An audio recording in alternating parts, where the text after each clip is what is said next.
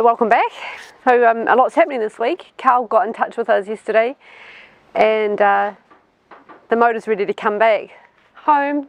Our baby's coming home. It's ready this week on Friday and it'll take about a week for freight to get it up to us. So we're looking at 2 weeks from now. So we're sort of in a mad rush to get everything finished. We're going to take you through where we're at with the tanks and a few other things around the boat. We've also heard back from our 4th crew member. He's organising tickets soon. So it looks like that Thunderbirds are going. So a lot is happening. Yeah, heaps going on. And yes, I have cut my hair off. And no, I didn't do it. This was not part of an epoxy accident that went really bad. So as we speak, Birk's having his last breakfast with us for a week. He's heading over to you, Jason. So he'll be surfing and hanging out with Jason and the family over there. Thanks, Jason, for looking after our lovely Birk. Have a good time, Birk, and we'll see you soon. I think that's too much water for fiberglass.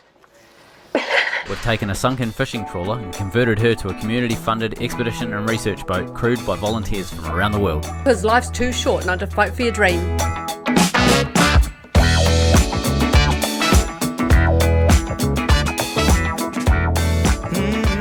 Just as a little aside, we're behind where we'd like to be with the work. It's just so hard working in this humidity. I think yesterday at 7 o'clock in the morning it was 82% humidity. It's just unmanageable. We had a bit of a storm come through last night, so it's going to be another humid day. So Damien and I are getting back into the very early rises to try and make the most of the early morning coolness. And of course the bugs, they're not the nicest experience either. So I'm really happy for Birk because over in New Zealand the temperature's nice, it's getting lower, still plenty warm enough for surfing, which I'm assuming you guys will be doing, Jason. But a nice pleasant break. The guys have really been struggling with the heat, as pretty much everyone has. The locals, you can always tell when the locals are struggling that it's not easy. We're getting really close to having the main engine back in Brupeg, so the most logical thing we can do now is learn how to fiberglass and build a hot tub just like this. So given that these tanks are going in and we really hope they're never coming out again, we want to get this area sanded and painted. We want to put a bit more additional paint in. So while Birk's getting the sanding done, I'm outside cutting these tanks level so the lid fits nice.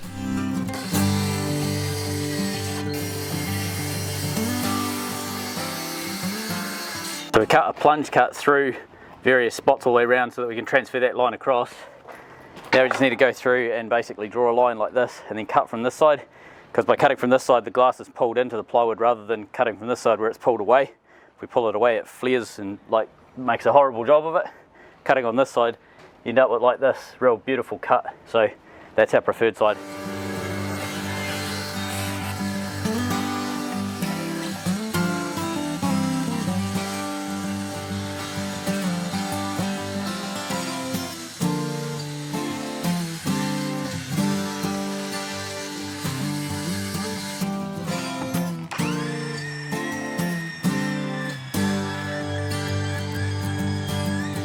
First look at the tank with the lid on. So you can see just in here there's a bit of a gap, down there's a bit of a tight spot.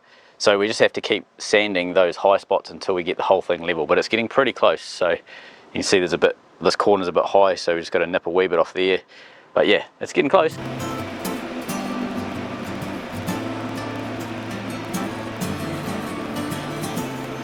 So there's a few misconceptions about what we're building that I want to clarify. We're building sewage tanks, basically black water holding tanks. These store the sewage in the boat and then we can choose to pump it out either at a marina or a wharf or when we're offshore, wherever we're allowed to offshore, that sort of thing. We've got the biggest capacity that we can. We would like more, but sometimes we're limited by space. In this case, we're limited to about the size that we've built. Ideally, I would have loved to have had single piece plastic tanks, not welded tanks. So welded tanks are okay if they're done right, but it really comes down to who's doing them and how good a welder they are.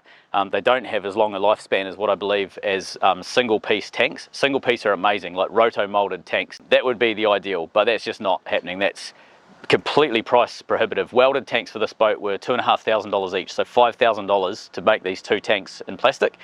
We've spent I think we'd be lucky to spend $600 building both of these tanks with ply and glass, and we can get them to exactly the shape we want. We can take our time and just get it exactly as we need it, rather than try and race it and you know, build the plastic tanks to a price and all that sort of stuff.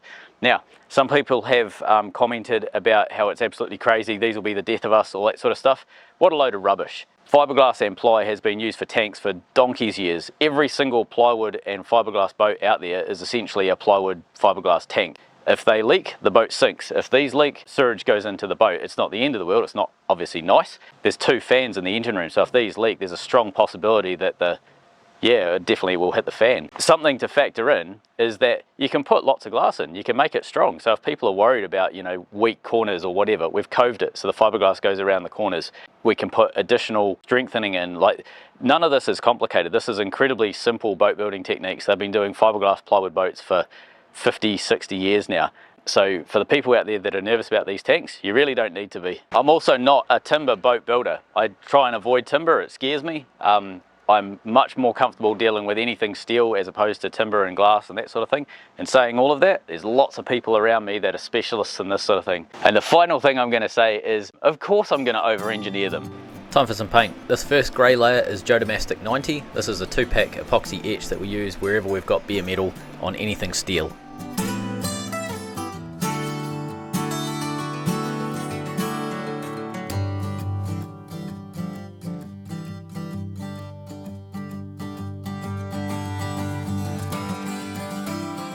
Our next roll of glass has arrived. This is 1000 GSM woven roving, so that's going to be like quite a strong piece that we're putting in. These are our baffles that are going in.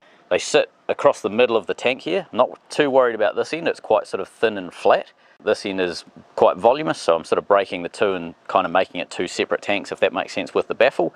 And then I've got to start working on the pipe work and everything to be able to empty these tanks. Free surface effect, what is it? Basically, it's where water sloshes from one side to the other, created from the motion of the boat. So think about like a petrol tank or a truck with a big trailer on the back. It's essentially one great big long tube of fuel. If you didn't have any baffles in there, when they accelerate, it's all going to rush down the back, and when they stop, it's all going to race down the front of the tank, and it causes a huge amount of chaos going around corners. It slops over to one side, etc. It can tip trucks up, it can explode tanks, it can do all sorts of crazy stuff. And they solve that just by putting baffles in. And a baffle is basically just a divider, so multiple dividers all the way down that tank, and they have holes in it, and all it does is slows the fuel from being able to move. It still can move perfectly easily, so when you're filling it and emptying it, there's no issues. It just stops it racing from one side to the other. It's exactly the same thing with tanks inside boats. Now, do I need baffles in this tank? Absolutely. Do I need lots of baffles in this tank? I'm not so sure about that. The reason why I say that is when Brupeg was designed, we carry 16,000 litres of fuel, 16 tonne of fuel in this boat. And there's not huge baffles in those tanks. And it's not because you don't get free surface effect or we don't need baffles or anything like that. It's because the size of the tank is relatively small for the size of the boat. So even if you do get free surface effect, it doesn't have that much of a difference on the boat. And the tanks are very low down. They're also below the waterline. They're, you know, quite buried down in the boat. So do I need lots of baffles in these holding tanks? I'm not 100% sure, but I think the answer is no. I need some baffles, not lots of baffles. And Trev's back. Nice to see you, Trev. He's helping Damien cut out the baffles.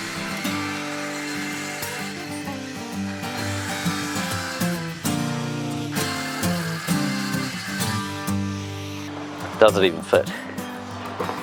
That way. It will fit. I cut it too big on purpose, just to... Yeah, that's good. Alright, let's cut this one down anyway to size. And here the guys are working on getting the second tank level, ready for cutting. I know there's nothing ever straight on a boat, but that's crooked. How do you do 3-man jobs when I'm not here? We don't, we wing it. Yeah. It doesn't You come wing out. it? Comes out as a medium successful 2-man job. Alright. No one would have looked at that point. No. one. When we cut this down, we like to rough cut it to about 5 mil away from the line. The black line's where it finishes, and we like to cut from the inside out. If you cut the other way and go from the outside in with a skill saw, you risk the blade ripping the glass off the plywood. It's just easier not to do that. If you cut from the inside out, you just save all of that risk. To get it down to that line safely and fast, I just use a grinder with a 40 grit flap wheel on it, rip it down to about maybe 0.5 millimetre or 1 millimetre away from that line, and then I go at it with a belt sander so that I get a nice straight finished line.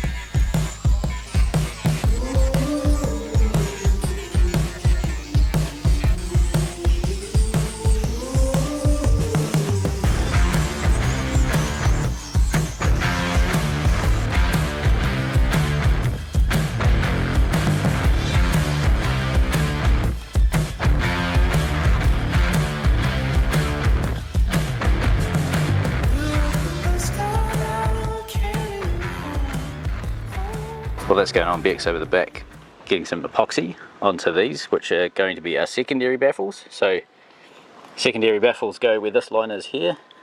They sit across the tank there, and then we've got another baffle that sits in here that basically divides the tank up. I did put more baffles in the end. So then when we're shaved down, we're pretty close. We're a couple of mil there. Most of the way around here is pretty good.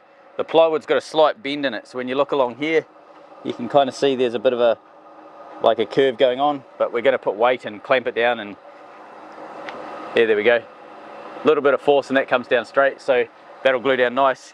And then our baffles here, so we've got this baffle and that baffle just there, they have a big flat surface on them, so that sort of sits somewhere around here, and this lid is going to glue down nice and tight onto that top surface as well. So we'll probably screw into that, so we should have an ability to pull the middle down flat as well.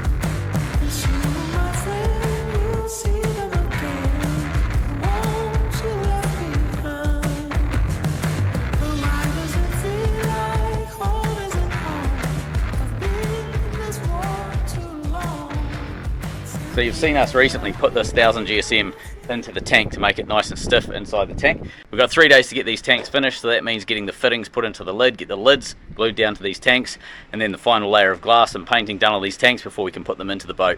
First thing we need to do is cut this glass off the top, so you can see it's sort of stiff and daggy and hanging over the top. We need to basically trim that down and then sand it with the belt sander so we get a nice beautiful smooth flat surface. Get our baffles mounted in, and then also clean up any of the glass on the inside that's a bit daggy. We knew that we weren't going to get this around corners, so we just didn't even attempt to. We're not too stressed about that. You can see it's super smooth on the bottom. There's bucket loads of resin used to get all this down, so we're really happy with how it's all come up inside. Now it's just a case of getting these things fastened in, and the tops of them have this big flat layer that you can see across the top. It's maybe 50 mil, 2 inches wide, and that sits, it's not in the right way around, but basically sits like that on the top there, so you've got a big flat surface for the lid to glue onto.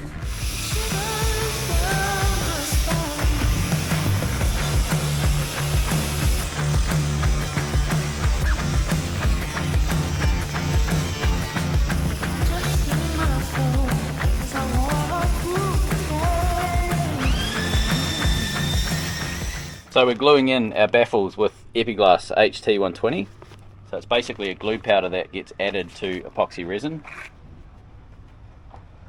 So you don't want to go overboard, you want to stick a bit in and then try and mix it in, because it's very, very light and it'll fluff around and disappear on you. Home to the mountain.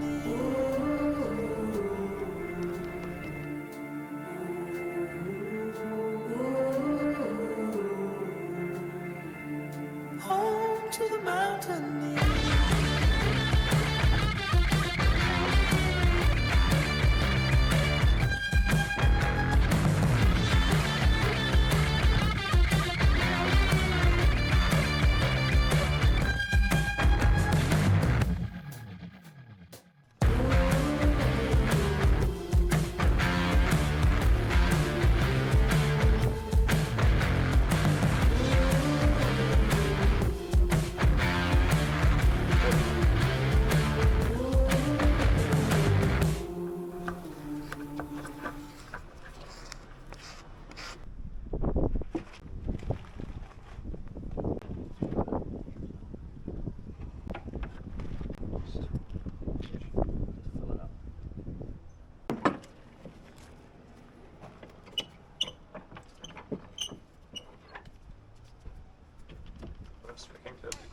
Yep.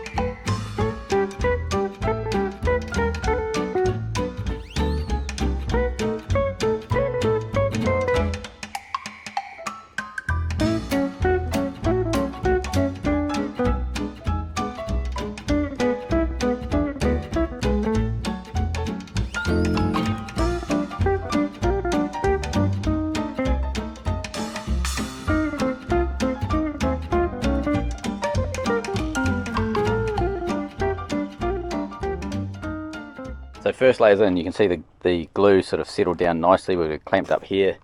Next baffle is glued in. So that glue will run down a little bit. So you can sort of see it's making its own little cove, if that makes sense. We're going to cove it, but that glue will sort of settle into a small circle anyway. And then same deal over here with the bigger baffle. There's, yeah, bucket loads of glue in there. So we're going to let that set, and then we're going to start working on some glass and get these really nuked in there.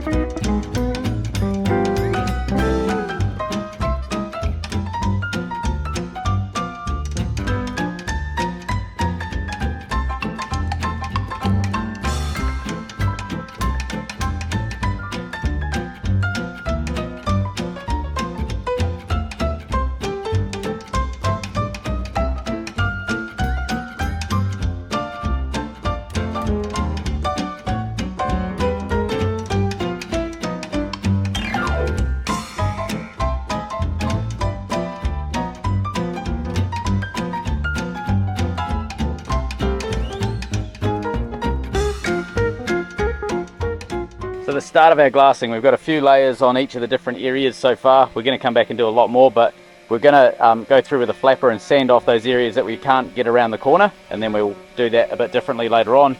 There's a few areas over there that are a wee bit dry. I might go through and put a bit more resin on those. This one here is set up and the glue is just drying. We're going to give that a bit more setup time before we start glassing that one.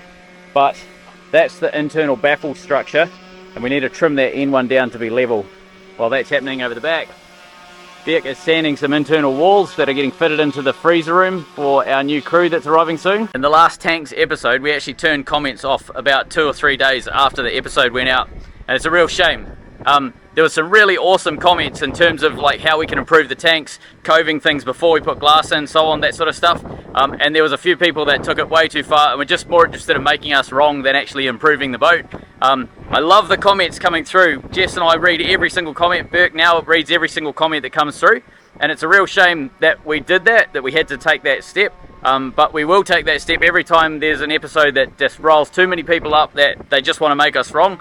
If there's constructive feedback and there's a real decent way that we can improve the boat, we are all ears. We'll absolutely listen, and we'll probably engage with you and really start to understand how to do that. We've done that with a few people over the years, but in saying that, we have no interest in like supporting people wanting to make us wrong. It's really hard to actually make YouTube videos and have 50,000 people critique you every week. It's part of what we accept as running a channel, and so does everyone else pretty much that runs a YouTube channel. We're not experts. We've never once said that we were experts on anything we do. I just give everything a go and learn as much as I can and try and absorb as much knowledge from really smart people around me. And I'm going to make mistakes. I'm going to make mistakes on camera. So is every single person on this boat, and that's one of the reasons why we like to keep this a safe space to be able to make mistakes, is because you learn a hell of a lot more being able to have that freedom. Right, the glassing worked really well yesterday. We managed to get the baffles glued in all of the tanks and properly fiberglassed in the first sort of layer of fiberglass on one of the 2 tanks. We're going to get the second tank up to that same stage today, and we're going to put more glass on the first tank. So we're halfway on one tank and we need to start on the second tank. This is the tank that we've got the first layers of glass on. So we've got a few little daggy edges we've got to clean up with a flap wheel, get that nice and smooth, and then we can start putting more in. This one here, you can see there's a few sort of, you know, bits that need to be cleaned up. We also need to trim the tops of these off, and there's a couple of air bubbles where it didn't quite fold around the way we were hoping, so we're going to basically dig that out and start again, that's all good, no worries there. I want to put a lot more glass into these to hold them all together, because the sides have steel basically touching all the sides, so they're pretty self-supported. They don't actually need as much strength as you'd first think, because there's metal right up behind them. These things here take the full weight of the sloshing liquid that's in here. The glass is the only thing that actually stops these things from moving. They're not screwed because I don't want to burst through the glass layers, etc. So we've glued them and fiberglassing them in. So they'll be strong enough, but we just have to make sure that they're pretty robust. This one over here, this has just been glued, so you can sort of see the glue sort of levels out like so. There we go, there's another one over here. So there's a tiny radius in there, but basically the glue sort of levels out. It doesn't have a huge amount on this edge here. I thought there was going to be more, but not to worry, we can sort of beef that up with glass. We're going to trim that one off as well. And I'm sort of thinking try and do like a lid type thing on the baffle like this thing here, mainly so that we've got a big wide area so that when we glue this lid down, we've got a huge area for that to basically land on rather than, you know, the thin plywood.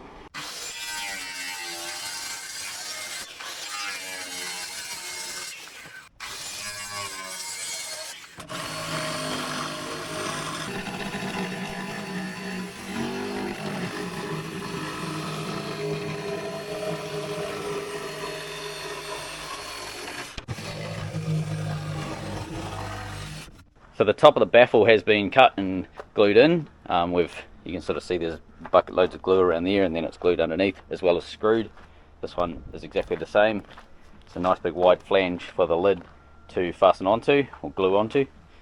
What we're doing now is going through and we're doubling up all of our glass. So essentially everything that we did yesterday we're going to repeat and put multiple layers in, so this thing is stupid strong. So the first tank that we fiberglassed the baffles in, that's finished. So we've got probably about maybe 6 layers of glass and the various parts holding all of this together. So heaps and heaps of strength, really pleased with that. That's done, we're going to leave that to dry now. And then this one over here doesn't have any glass holding the baffles in, just the epoxy glue.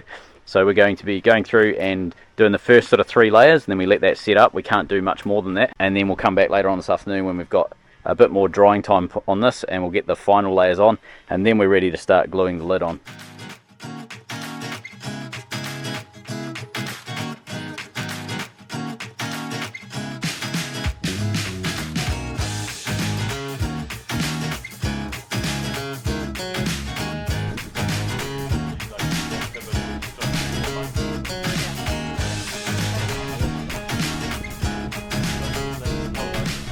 Tank number 2, about to have its little bits glassed in. Now, we need to figure out how we're going to be able to do a level in this tank. We need to know how full it is. So, we've got a couple of things. Down the bottom there is the lowest point of this tank, the way that it sits normally. But I don't want to have anything on the lid up here that's basically going to get in the way, because this becomes a crawl space. It's a long story, but in the engine room, that's a crawl space. So, nothing protruding the lid. What I am going to do is measure this corner here. So, it's not going to be able to tell me if it's absolutely 100% empty. I'll probably see maybe 10% will get stuck in this bottom corner that I won't see with the sensor. But we are putting an ultrasound look down sensor up in this corner that's going to pierce down and look through the tank lid and look into this tank, and it'll be able to basically bounce back from here and tell us how much liquid we've got. Now, that is an electronic sensor to tell us how much liquid we've got in these tanks. Worst case, if it fails, it's really not the end of the world. They're either full or they're empty. It's not going to cause too much drama. But I want to have a manual backup because it's me. So I don't want to have a sight glass in these because I don't want to pierce the fiberglass. I want to be able to essentially look at the clear fiberglass and see how full it is. So I'm going to put a sight glass in here, but I'm going to make it so that it's one piece. It's part of the tank. It's not going to have like fittings coming out with plastic pipes or anything like that. That sort of thing can leak, it can fail, can get knocked off, whatever. I'm going to make an internal sight glass that will be see-through into the tank. The plan is to use the router. I've got a 19mm bit in here, just a straight cut bit. I'm going to be using the fence to slide up and down here and essentially create a slot running as much of this area as I can. Again, I'm not going to be able to see right down to the bottom because the generator sits in here, so I'd never see a sight glass if it's over here anyway. This is the easiest place to put it. Again, I'm not going to see all the way the bottom sort of say 20-30 litres or so, but it'll give me a pretty good visual as to where we're at with that tank. So let's have a go, see if we can cut this in.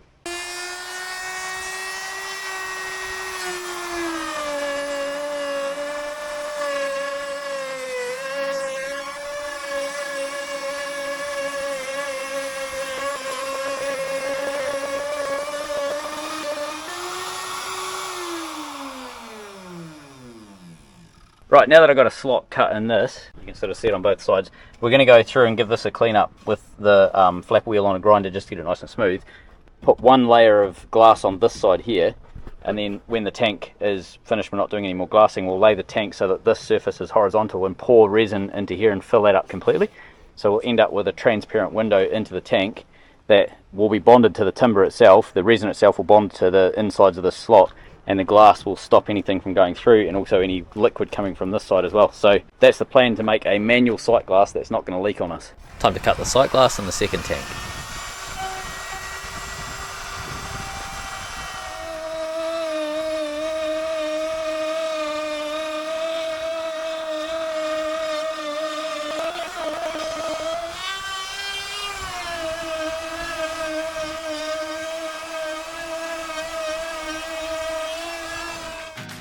And then glass them in.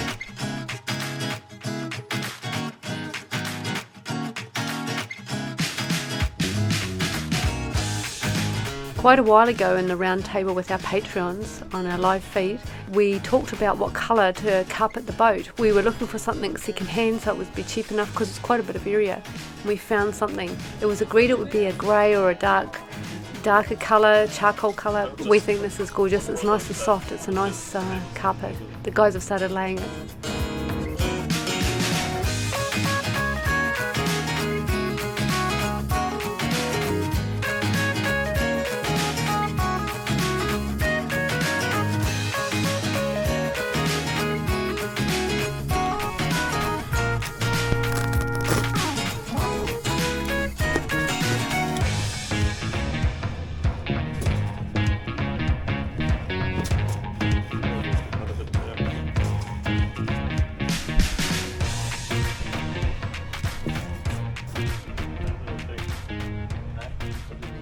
Righto, now that we've got these glassed in, nice and tight, BX wrapped fiberglass around this. This one here has been glassed on the bottom and the sides, on this one, and then top, it's all been glued. It's time to get the lids on and start working out the internal plumbing so that we can start emptying these tanks when we need to. I had a good find at the local scrappy. Dinghy seat, we just got to cut it down and fit it. I think that'd be brilliant. Less than 10, so it's a good buy. Part of our fourth crew member coming across is we've got to all get settled and really comfortable in the cabins. It's always been low on the priority list, but now we've got to get the ventilation done, the walls done, the electrics and everything. So the guys are almost finished, and this is the wall, the middle cabin wall panel. So it's had its first coat of paint, and it'll have its second this week. All right, lid anatomy. So we need to put some inlet and outlets into this lid. So the inlet is going to be going down the far end of the tank, the thin end, which is up against the side of the boat. This is the back wall of the engine room. This is the part that you can see when you walk into the engine room. Sight glass is on this side just beside me, and the lowest point of the tank is down here. So a couple of variables that we have to factor in. So the genset sits in this area here, so half the genset's here, half of it is over the other side where the other tank is. So we always have to keep an area, so around maybe this area here forward, clear, so nothing sitting on it, always just a flat surface. That's a safety reason, that if ever we have to get from one side of the engine room to the other in an emergency, and the front of the engine across the front of the Cummings is blocked for whatever reason, might be fire, could be something, I don't know, whatever is going on down there, we can't get round. We have to get behind the genset, and this is our crawl space, so there's always a safe space to get through. There's 3 points across the engine room that we can get across from left to right. So in front of the Cummings, just behind the Cummings where the gearbox is, and then just behind the genset where this area here will be. So this is probably the least likely one to be used, but it's also really critical that we maintain that walk space or crawl space. Now, we're going to be putting storage on this, so these lids are a big flat surface in the back end of the engine room, so super handy to have flat surface in a boat. We will potentially be using this for storage, but it'll only ever be from this point out that way and from this point backwards, so sort of like the back corner will be storage, again maintaining this crawl space. And we're going to be leaving this space here free. That's so that we can use pumps and valves and things like that, and they'll be able to be located on top of the tank so that we can easily access them. Now, the pump that we're using, we're just using a standard macerator pump, so a 24 volt macerator pump. And normally you put a hose tail, they have a hose tail on these, and normally you put a flexi hose tail pipe on. We're actually using solid pipe. Now, a lot of people are anxious about using solid pipe. We will have a flexi coupling, although in my experience it's actually not needed. I've been on boats for decades and we rebuilt all of the plumbing system in hard PVC. Provided you're not going into icy conditions, hard PVC is absolutely fine. We will be changing this to PEX when we go down to the ice. The only issue is that it's not as common to get PEX in Australia as it is in other parts of the world, so we're not really worrying about it now. So we essentially put a hard connection onto the pump like that. We seal it here so we're not going to have any leaks, and then this here just becomes standard high pressure, I think it's schedule 12 PVC pipe, It can be epoxied, so this PVC will actually allow epoxy to stick to it. So we're going to be fiberglassing the pipes inside the tank so there's no movement, no chance of them breaking. We're also going to be making a system, I'll put a little diagram up. This pump layout and piping layout here allows us to back flush the pipe. So if ever the pickup pipe gets blocked, we can reverse the flow and basically push any blockages out the pipe. So this is a system that Trev helped us design. Trev's a specialist when it comes to pumps. He's done agricultural pumps for decades, and it's really nice to be able to run ideas like this past him, check them and make sure we're not missing anything. So that was really nice to have that. Now, the fittings themselves are just going to be these hard PVC fittings. I'll get that off. The plan, you need to rough up the plastic. The epoxy won't stick to it well if the plastic is not roughed up. So you need to give this area a rough up. We're going to put a hole saw into the board and then epoxy the board and then glue this in with epoxy glue. So there'll always be a solid connection to the tank. And then from here, the pipe goes down into the lower part of the tank. So we'll have an inlet at that end of the tank. We'll possibly at that end of the tank, sorry, on that corner. We'll have a vent at that end of the tank. And then we'll have our pickup will be sitting about here, but with the pipe itself working its way down into this corner. Now, one other thing we have to do is put an ultrasonic sensor into this tank. So essentially ultrasound level sensor. So it'll sit in this corner. I don't want to put it over here for the reasons of keeping this walk space clear. I'm happy to put it over here and sacrifice not being able to see the last 10, 20 litres of the tank. I'd rather have this area clear and no chance of booting the sensor off than see absolute, zero on the tank. So what we need to do is mount it over here, and it looks through the lid of the tank, through the fiberglass, and then basically sensors the water level and pings the sound back up, and then essentially just like a sonar, it tells you how deep that water is or isn't. Using some PVC pipe, some 90-degree angles, and the fitting I just showed you, this gets mounted hard in this corner, and this pipe here gets mounted on an angle so we can have the ultrasonic sensor over on this side here. But you can sort of see here, I've got the pipe not quite touching the bottom. I've got maybe a, 1 inch, 30 mil, something like that, gap at the bottom. That's on purpose, so I'm not going to be able to pull the last litre or so out of this tank. That's okay, but it also means that there's less chance of it blocking, and I've got the ability to back flush this, and if there is a blockage, I can basically push whatever it is back out the pipe.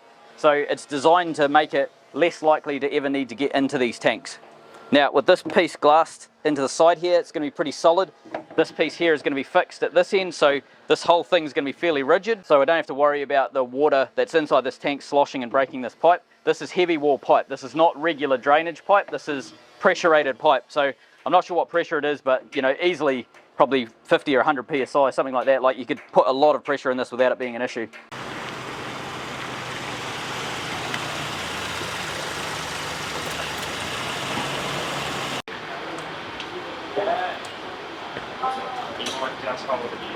Just dropped back into town. We're trying to race against a storm front that's coming through. Just rain, nothing dramatic, but there's pretty mongrel black line out there that trying to get these pipes glued up before the rain hits. I can glue them, throw the pipes under the boat, and then just let it rain itself out. And then once that's all done, then I can start fitting these to the tank. That's the line of black I'm trying to avoid. All right, various fittings gluing up, ready to go. So this is what I've got so far. Might be able to hear it. But the storm's almost here. Still got all of these to put together, but I need a bit of dry weather and a little bit of time to think. So I don't want to rush it and slap these together and get them wrong. So I think we'll bail for a bit.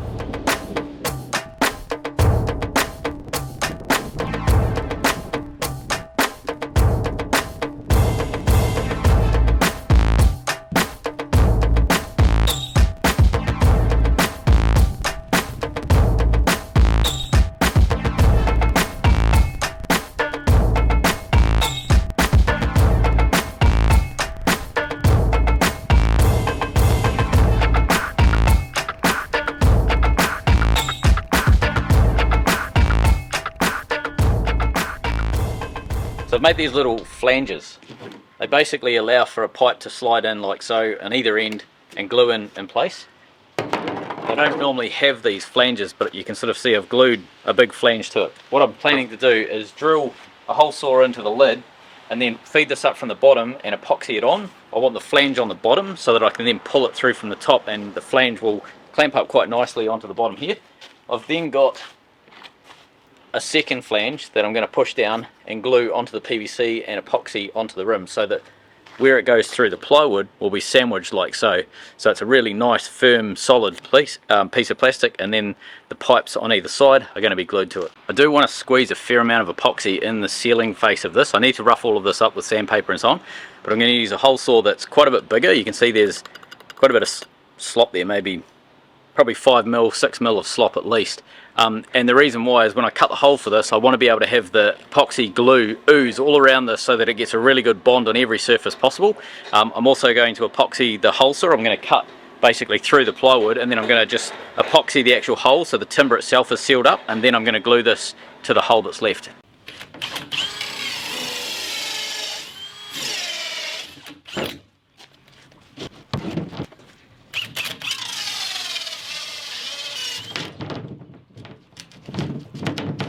And same deal with these two. Vent, inlet. So the rain showers have gone, but we're getting sporadic rain. These two fittings at that end are glued in. This pipe is now glued in. It's a bit hard to see with all of the stuff in the way, but over this way you might be able to see there's some glue all the way down to the very bottom. It's being held up right at the very bottom. You might be able to see by a fitting of some sort, just to give me some height, and all of that will come out. But what I need to do is have it so that this end here is ready to go for this fitting here, which is going to be this guy here, to be glued in the morning. It is a little convoluted having to sort of glue them in stages and one in a sort of like a sequence, but it will make sense in a minute. Once I've got them all glued in, it'll make sense why I've had to do it the way that I've done it. Essentially what I'm going to end up with is really nicely glued in fittings with internal pipe work that's fiberglassed and glued into the actual tank itself, so that there's no way it's going to move and start breaking and be a pain inside the tank. And that's going to be glued to the lid. The lid is going to be fiberglassed onto the tank, so the lid's not coming off. And that's why I'm quite happy to glass and glue all of the fittings into the tank like this. And then the tank is going to get wrapped. Once the lid's on, the tank will get wrapped with glass to make the whole thing one big shell on the outside. So if anything on the inside fails, the outside is there to sort of cover it, not that the inside will fail. And then we have things like this barrel union. There's a whole bunch of these in the various piles of fittings. Barrel unions help you undo pipes without the need to unscrew anything. Essentially they clamp together using threads, but they allow you to essentially create intricate pipe work without having to then screw everything back together, if that makes sense. That will make more sense when you see me do it. And that's it glassed in. So 4 layers of tape, a little bit of cleanup to do around the bottom, but ready to go. And then over here I've put the fitting in, so press that down and that's ready to go. Time to glue the lid on.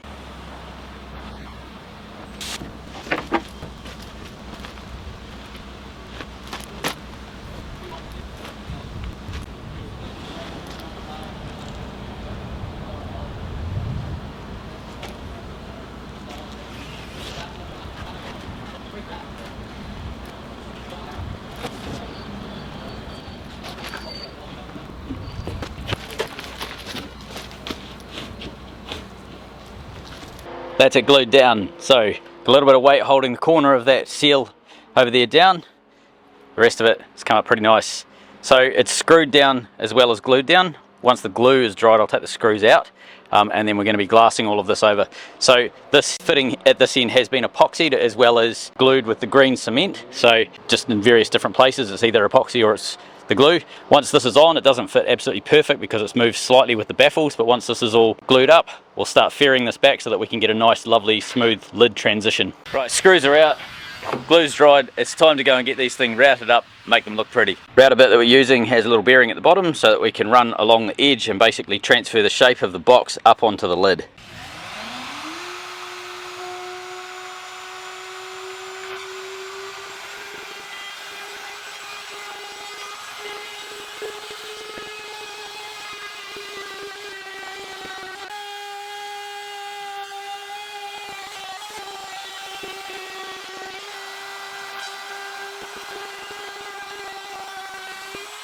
Okay, next up, swapped over to a radius bit so that we can work our way around, get a nice radius on all of these edges.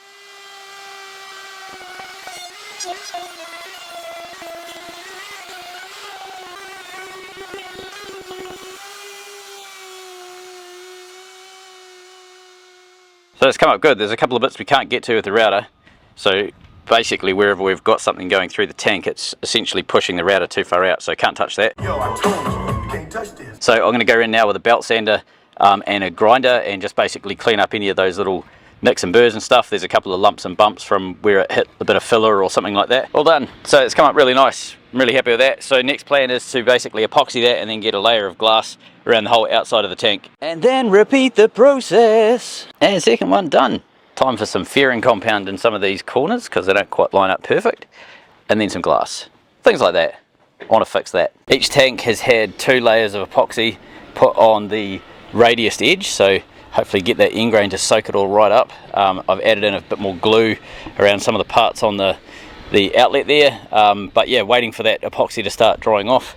Now I want to go through and start putting some epoxy with talcum powder down these edges to just basically fair them in, get those edges radiused off. Talc or talcum powder is a really cheap additive that you can put in either polyester or epoxy resin, and it makes it a pretty strong and stable filler. This resin takes a wee while to kick, probably a good couple of hours to really kick nice and hard. So I'm going to let this stuff set now. It will sag down. I'm not really that worried about that. I'll sand it off smooth and it'll give us a good landing to pile another layer on. I reckon it's probably going to take at least one more layer to get this up to where we need it. I need to be able to round this off. You can see there's a clear edge along that top. So yeah, still need to pile a bit more on, but it's pretty slow setting, so we have to just wait. We all had a day off, so the guys sent the drone over to check out a beach not far from us. We thought we'd get Dame over there for a bit of exercise in the kayak. Turned out to be a gorgeous day. Don't you worry, I'm fine and I got nobody to blame. Do not bother, I know that it is hard to understand. Do this, all eyes on me, all eyes on me. I said I'm getting through this. Yeah, that's the day. Yeah, I reckon we hug right up tight. Yeah. Got the wind with us though. Yeah. Might be able to surf down some of the waves. Yeah. This is all we've been dreaming of.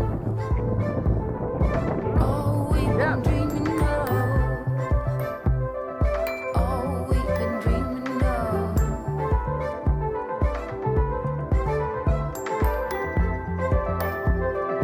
All we've been dreaming of. How much easier? Isn't it? No tide, going with the wind, with the swell. Nice sea swell. Bloody awesome.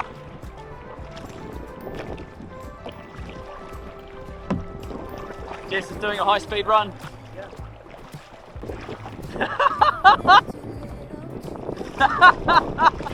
I'm so sorry, I'm not meant to be laughing at you. You right? Oh, nice work. I'm laughing with you, honestly. Did you touch the bottom? Nope. Oh, okay, it's deep then. You right? Yeah. Guys, I'm just lining you up in the camera. Yeah, just don't do anything until I get you in the camera. Can't have this shit going unrecorded.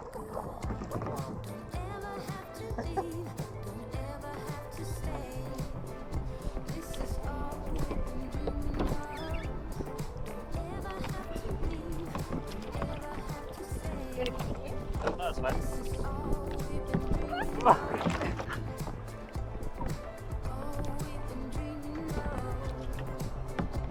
As graceful as a swan. Alright, your sunscreen went over there. Let's go and grab it. Oh, yeah, yeah. Be nice. Yep. Want to try it?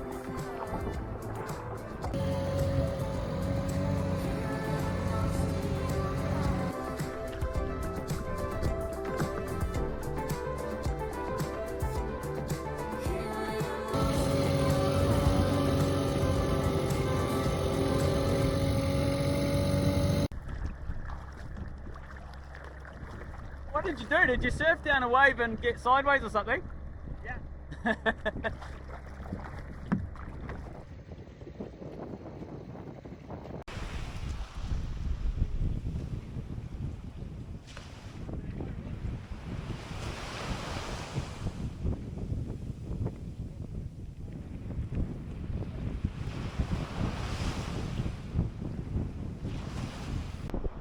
Birk just walked back with this. He found this laying on the beach. It's a turtle shell. This is obviously a death turtle. Look at that, it's all like honeycomb down there. It's amazing.